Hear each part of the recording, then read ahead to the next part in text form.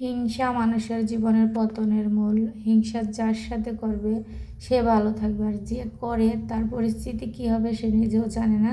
এটা হচ্ছে আমাদের বাড়িওয়ালার গরু। আর এই যে এখানে যে গরুগুলো আছে, এই গরুগুলো আমাদের এলাকার সবার গরু। আর এই যে এই লাল গরুটা যেটা বাঁধতেছে এটা আমাদের গরু।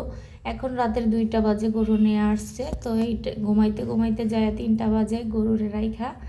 এখন আমি সকালবেলা ঘুম থেকে ওটা ভাত ডাল রান্না করেছি, আর এই তো নিরামিষটা এখন বাগার দিয়ে নিচ্ছি। আজকে কিন্তু নিরামিষের সাথে সিমও দেওয়া আছে, সিম তরকারি দেখা যায় নাইমা গেছে। রান্নাটা শেষ করে আমার মেয়েটাকে ঘুম থেকে টাইনা উঠাইছি, কারণ আমি চলে গেলে ও আবার কানবে, তাই ওকে ঘুম থেকে উঠায় নিয়ে গেলাম খাবার দিতে গরুরে। ভাতের মার বসি টসি এগুলো খাওয়ান দিয়ে যাচ্ছি, কারণ বৃষ্টির দিন গরম খাবারই গরুকে খাবার দিতে হবে।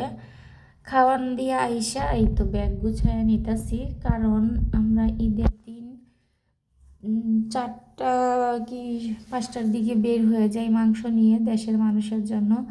আর এই তো এখানে আমাদের বাসায় যে গরু কাটার জন্য আমার আত্মীয় স্বজন যাদেরকে রেখে দিয়েছি, ওরা এই লেচু আর আম নিয়ে আসছে। তারপরে আমি এখন রাতের বেলা ওই নিরামিষ আর ডাল দিয়া তো কারো খাওয়া হবে না, তাই একটা মুরগি রান্না করতেছি শুধু পেঁয়াজ দিয়ে ভুনা।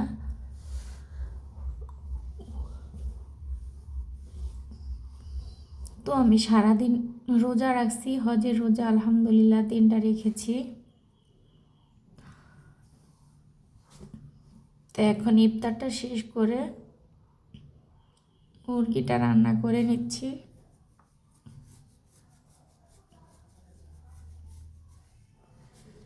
কষানো হয়ে গেছে, একটু পানি দিয়ে দিলাম, এখন জিরা দিয়ে নামিয়ে নেব। তো রান্না হয়ে গেছে আমার। আর এটা হয়েছে সকালবেলা ঘুম থেকে ওইটা, এই তো গরুর দুধ জাল দিয়ে নিলাম। আর এখন সেমাই রান্না করবো আর রুটি বানাবো সবার জন্য সকালের নাস্তা।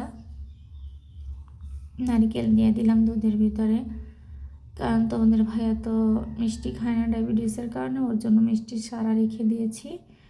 আর আমাদের জন্য এখানে চিনি নারকেল দিয়ে রেখেছি।